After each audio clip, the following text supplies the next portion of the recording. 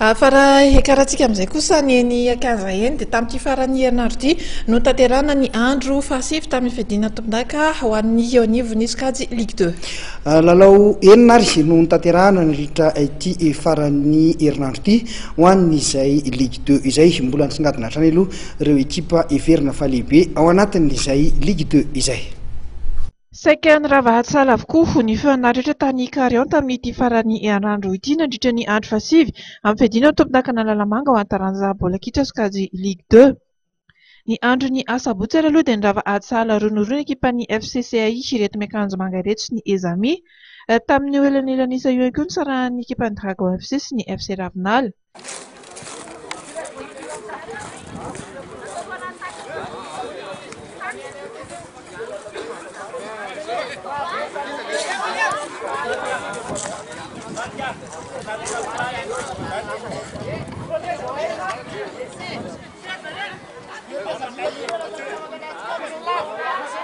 Ary farany dia nisaraka tamin'ny sarai노ray ekipan'ny FC Manambisoa sy ny STK Ankanimbahoaka.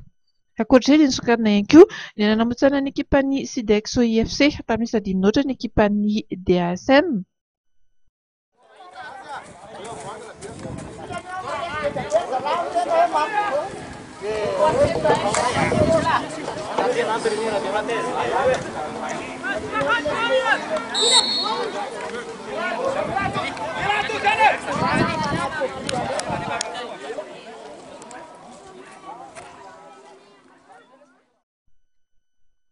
Toraka izany ihany koa dia resy ny AMFC tamin'ny satelino iray ny ekipan'ny FC Malaza androany alahady tany Karion.